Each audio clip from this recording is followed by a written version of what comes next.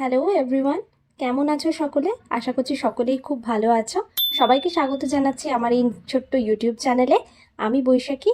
আজকে তোমাদের সাথে শেয়ার করতে চলে এসেছি ওয়েডিং গেস্ট স্পেশাল একটা মেকআপ লুক। তো চলো ভিডিওটা শুরু করি। এই ভিডিওর মাধ্যমে আমি পুরো মেকআপটাই তোমাদেরকে step by step in details দেখাবো। যারা শিখতে চাইছো মেকআপ তারা কিন্তু অবশ্যই ভিডিওটাকে লাস্ট অবধি দেখো। তো চলো শুরু করছি। দেখো এখানে ফেস কিন্তু আমার ফেসে কোনো মেকআপ নেই। আমি ফেসটাকে ভালো করে ফেস ওয়াশ দিয়ে ক্লিন করে নিয়েছি। তারপরেও তোমাদের সামনে আমি আবার ওয়েট টিস্যু দিয়ে এটাকে ক্লিন করছি। একটা ভালো মেকআপ বেস তৈরি করতে গেলে পুরো ফেস কিন্তু ভালো করে ক্লিন করে নিতেই হবে। কোনো রকম প্রোডাক্টের রেসিডিউ যেন ফেসের মধ্যে লেগে না থাকে। ফেস ক্লিন করার পরেই আমি করে নিচ্ছি দেখো টোনিং। এখানে আমি আমার পছন্দের এলভস গুডনেসের রাইস ওয়াটারের টোনারটা ব্যবহার করছি। খুব আলতো হাতে ধীরে ধীরে সেটাকে ড্যাব ড্যাব করে স্কিনের মধ্যে অ্যাবজর্ব করিয়ে নিচ্ছি। এরপরেই চলে যাচ্ছি ময়শ্চারাইজারে। এখানে আমি জোভিসের সিয়া বাটারের একটা ময়শ্চারাইজার ইউজ করছি। এটা একটু থিক ময়শ্চারাইজার। গরম পড়লেও ওয়েদারটা কিন্তু খুব ড্রাই আছে, এই জন্য আমি এখানে একটা থিক ময়শ্চারাইজারই ইউজ করছি। তোমরা তোমাদের স্কিন অ্যাকর্ডিং যে কোনো ভালো ময়শ্চারাইজার ফেসের মধ্যে অ্যাপ্লাই করে নিয়ে সেটাকে হালকা করে ম্যাসাজ করে নিও। আচ্ছা, আর বলে রাখি ময়শ্চারাইজার কিন্তু আমরা আন্ডার আইয়ে খুব ভালো করে ইউজ করে নেব যাতে কোনো ক্রিজেস না থাকে। তার সাথে আমরা গলাতেও ময়শ্চারাইজার ইউজ করব। পরে ভালো করে লিপসটাকেও আমরা হাইড্রেট করে নিলাম। তাহলে আমাদের সিটিএম রুটিনটা কমপ্লিট হয়ে গেল। এরপরে কিন্তু আমরা ইউজ করে নেব প্রাইমার। মেকআপ বেসটাকে অনেকক্ষণ লং লাস্টিং করানোর জন্য প্রাইমার কিন্তু অনেকটা গুরুত্বপূর্ণ ভূমিকা পালন করে। এই প্রাইমারের মধ্যে এমন কিছু সাবস্টেন্স থাকে যেটা মেকআপটাকে অনেকক্ষণ হোল্ড করে রাখতে হেল্প করে। এখানে আমি ইউজ করে নিয়েছি রেনের এভরিডে ম্যাটিফাইং প্রাইমারটা। এটা হাইলোরনিক অ্যাসিড আর ভিটামিন সি এর কম্বিনেশনে তৈরি একটা দারুণ ম্যাট প্রাইমার। প্রাইমার কিন্তু আমরা কখনোই ম্যাসাজ করবো না, খুব আলতোভাবে ধীরে ধীরে সেটাকে শুধু আমরা পোর্সের জায়গাটাতেই ইউজ করে নেব। এরপরে দেখো এই দুটো শেড নিয়ে আমি আমার ডার্ক সার্কেলস আর স্পটস যেগুলো আছে সেগুলোতে কালার কারেকশন করে নেব। এই কনসিলার প্যালেটটা হচ্ছে ইনসাইজের মিডিয়াম টোনের একটা কনসিলার প্যালেট। এখান থেকে আমি একটু অরেঞ্জিশ আর একটু ডার্ক শেডের কনসিলার দুটোকে মিশিয়ে আমি আমার আন্ডার আইগুলোকে কভার করে নিয়েছি। তোমরা যখন কনসিলার অ্যাপ্লাই করবে অবশ্যই কিন্তু ডার্ক সার্কেলস বা স্পটস সেটার গাঢ়ত্ব কতটা সেটা দেখেই কিন্তু অ্যাপ্লাই করো। আমি এখানে দেখো এই ধরনের একটা কনসিলার ব্রাশ দিয়ে প্রোডাক্টটাকে তুলে ওইখানে প্লেস করেছি। আর খুব সামান্য প্রেশার দিয়ে কিন্তু আমি ধীরে ধীরে সেই প্রোডাক্টটাকে ড্যাব ড্যাব করে ওখানেই ব্লেন্ড করে নিচ্ছি। আমি এখানে কোনো স্পাঞ্জ ইউজ করিনি। আচ্ছা, আইলিটের ওপরেও আমার একটুখানি ডার্ক স্পট ছিল, সেই জায়গাটাকেও ভালো করে কভার করে নিলাম। এরপরে ফাউন্ডেশন টাইম। প্যাকের এইচডি লুমিনাস একটা লিকুইড ফাউন্ডেশন ইউজ করছি আমি এখানে। এটা কিন্তু ড্রাই স্কিনের জন্য খুবই ভালো একটা ফাউন্ডেশন।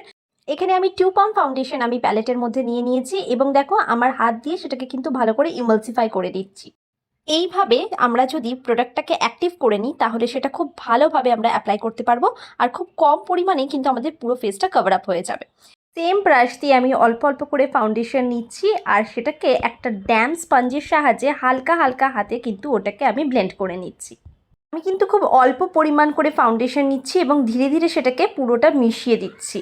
দেখো আমি প্রথমে যে জায়গাটায় নিয়েছি সেই জায়গাটাকে ভালো করে ব্লেন্ড করে তারপর কিন্তু ফেসের অন্য জায়গাতে গেছি। এটাতে করে ফাউন্ডেশন অ্যাপ্লিকেশনটা খুব স্মুথলি হবে আর ছাড়া ছাড়া হবে না, পুরোটা খুব ভালোভাবে তোমরা ব্লেন্ড করতে পারবে। অনেকে মেকআপ বেস তৈরি করতে গিয়ে অনেক সমস্যার মধ্যে পড়েন। ফাউন্ডেশন কেকি হয়ে যাচ্ছে বা ভালো করে ব্লেন্ড করতে পারছেন না, ব্লেন্ডিংয়ে অসুবিধা বা কিছু কিছু ফাউন্ডেশন খাপছাড়া হয়ে জায়গা থেকে উঠে যাচ্ছে।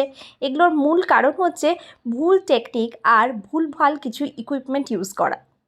ফাউন্ডেশন ব্লেন্ডিংয়ের ক্ষেত্রে আমাদের স্পঞ্জটা হতে হবে ড্যাম্প, ড্রাইও না কিংবা খুব বেশি ভেজাও নয়। স্পঞ্জ না হলে আমরা কিন্তু ফাউন্ডেশন ব্রাশ দিয়েও সেটাকে ব্লেন্ড করতে পারি, তবে রাইট টেকনিককে সেটা আমাদেরকে ব্লেন্ড করতে হবে।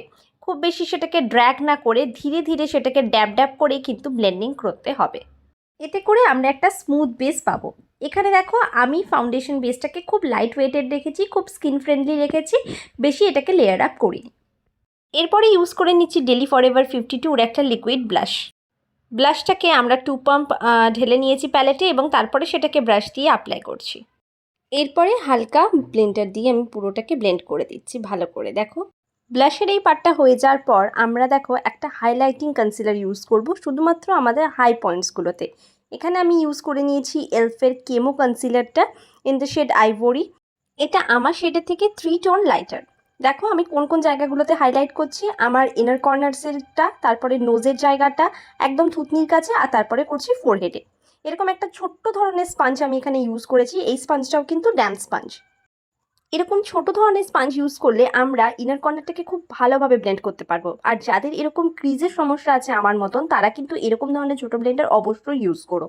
এতে করে তোমরা জিনিসটাকে খুব সহজেই ব্লেন্ড করে নিতে পারবে ক্রিজের কোনো টেনশন ছাড়াই। আর যে জিনিসটা মাথায় রাখতে হবে সেটা হচ্ছে কনসিলার দিয়ে সঙ্গে সঙ্গে কিন্তু আমরা ব্লেন্ড করতে যাব না, সেটাকে আমরা কিছুক্ষণ ড্রাই করতে দেব, তারপরেই কিন্তু আমরা ব্লেন্ড করব যাতে আমরা কভারেজটা খুব ভালো পাই। এরপরে সেম কনসিলার দিয়েই আমি আই বেসটাও ক্রিয়েট করে নিচ্ছি। একটুখানি ড্যাপ করে লাগিয়ে দিলাম, এরপরে এটাকে শুকোতে দেব, তারপরে সেটাকে আস্তে আস্তে ব্লেন্ড করে নিয়ে আমি আই বেসটা ক্রিয়েট করে নিচ্ছি। যতক্ষণ আমাদের কনসিলারটা ড্রাই হচ্ছে ততক্ষণ আমি পুরো বেসটাকে সেট করে নেব একটা লুজ পাউডারের সাহায্যে। এখানে আমি ইউজ করেছি রিকোডের 02 এই পাউডারটা। খুব কম পরিমাণে লুজ পাউডার আমরা কিন্তু ফেসে ইউজ করব, যতটা দরকার ঠিক ততটাই। তাহলে কি হবে, তাহলে একটা ডিউইনেস আমাদের ফেসে বজায় থাকবে। আমি এখানে আন্ডার আইটাকে একটা ছোট্ট ব্রাশের সাহায্যে হালকাভাবে সেট করে নিচ্ছি, এরপরে আমি সেটাকে বেকিং করব। রেস্ট অফ দ্য ফেসটাকে একটা বড় ফ্লাফি পাউডার ব্রাশের সাহায্যে পাউডার নিয়ে আস্তে আস্তে করে সেটাকে আমি সেট করে দিচ্ছি। আমার ইউজ করা প্রত্যেকটা প্রোডাক্টের লিঙ্ক কিন্তু আমি ডেসক্রিপশনে দিয়ে রাখলাম, তোমাদের যদি দরকার হয় অবশ্যই কিন্তু চেক করে নিও। এরপরে কনসিলারটাকে আমি ভালো করে ছোটো স্পঞ্জটা দিয়ে ভালো করে ব্লেন্ড করে নিচ্ছি। এরপরে পিজা পাফে পাউডার নিয়ে আমি আন্ডার আইটাকে বেক করে নিচ্ছি, কারণ এরপরে আমি করব আই মেকআপ। একটা লাইট পিঙ্ক কালারের শ্যাডো নিয়ে আমি পুরো আইলিডটার মধ্যে ধীরে ধীরে প্রেস করে করে বসাচ্ছি। এরপরে একটা ব্লেন্ডিং ব্রাশ নিয়ে এর হার্শ এজেসগুলোকে আমি ভালো করে ব্লেন্ড করে নিচ্ছি। এরপরে তার থেকে বড় একটা ফ্লাফি ব্লেন্ডিং ব্রাশের মধ্যে লাইট ইয়েলো কালার নিয়ে আমি ট্রানজিশন কালারটাকে প্রেস করে নিচ্ছি। লোয়ার ল্যাশ লাইনেও সেই পিঙ্ক কালারটাকেই আমি অ্যাপ্লাই করে নিচ্ছি। এরপরে আমি লাইনার স্কিপ করে কাজল পরেছি, এবার কাজলটাকে ভালো করে স্মাচ করে নিচ্ছি ব্ল্যাক আইশ্যাডোর সাথে। নিচের ওয়াটার লাইনেও আমি ডার্ক করে কাজল অ্যাপ্লাই করে নিলাম। ব্যাস আমার আই মেকআপ কমপ্লিট। এবারে আমি আইব্রোটাকে ডিফাইন করে নেব। তার আগে সেটাকে ভালো করে স্পুলি দিয়ে ব্রাশ করে নেব আপওয়ার্ড স্ট্রোকে। তারপরে দেখো এরকম ধরনের একটা অ্যাঙ্গুলার ব্রাশ নিয়ে অল্প অল্প করে শ্যাডো নিয়ে আমি এটাকে ফিল করতে থাকবো। এরপরে যে লুজ পাউডারটা ছিল সেটাকে আমি কম্প্যাক্ট দিয়ে হালকা করে ডাস্ট অফ করে নিচ্ছি। খুবই হালকা হাতে ধীরে ধীরে এটাকে ডাস্ট অফ করব। এরপরে কন্ট্রোল করব। আমি এখানে রিকোডের কন্ট্রোল প্যালেটটা ইউজ করে নিচ্ছি। এখানে ফোরহেডের দিকে আমি হালকা করে একটুখানি কন্ট্রোল করছি। এরপরে লাগিয়ে নিচ্ছি ব্লাশ। আমি এখানে মার্সের একটা ব্লাশ ইউজ করেছিলাম, সেটা এখানে দেখানো হয়নি যদিও। আচ্ছা, এরপরে চলে যাচ্ছি হাইলাইটার পার্টে। হাইলাইটারও আমি মার্সেরই ইউজ করেছি এখানে। দেখো এরকম ধরনের একটা হাইলাইটার ব্রাশ দিয়ে অল্প অল্প করে আমি হাই পয়েন্টসগুলোতে আমি হাইলাইট করে নিই। চোখের মেকআপ তো কমপ্লিট, শুধু মাস্কারা বাকি, কিন্তু মাস্কারাটা আমার শুকিয়ে গেছিলো, এই জন্য এরকম একটা ডাইলুটার দিয়ে আমি মাস্কারাটাকে একটুখানি লিকুইডি করে নিচ্ছিলাম। এরকম ধরনের ডাইলুটারের কিন্তু অনেক সুবিধা, এরকম যে কোনো শুকনো প্রোডাক্ট মেকআপের এই ডাইলুটারের সাহায্যে আমরা লিকুইডি ফর্মে আবার ফিরিয়ে আনতে পারি। তো চলো মাস্কারাটা লাগিয়ে নিচ্ছি। ডাবল কোট করে আমি এখানে মাস্কারা লাগাচ্ছি, আর কোনো রকমের ফলস ল্যাশ এখানে ইউজ করিনি আমি। আচ্ছা, এরপরে আমি মেকআপটাকে সেট করব। এখানে ইউজ করেছি রিকোডের গ্রিপ স্প্রে। এটা অনেকক্ষণ মেকআপটাকে হোল্ড করে রাখতে হেল্প করে, প্লাস মেকআপটাকে বানায় লং লাস্টিং। খুব ভালো করে 2 to 3 টাইমস এটাকে স্প্রে করে নিলাম। ব্যাস, here is my final look. এবারে শুধুমাত্র বাকি হচ্ছে লিপস্টিক।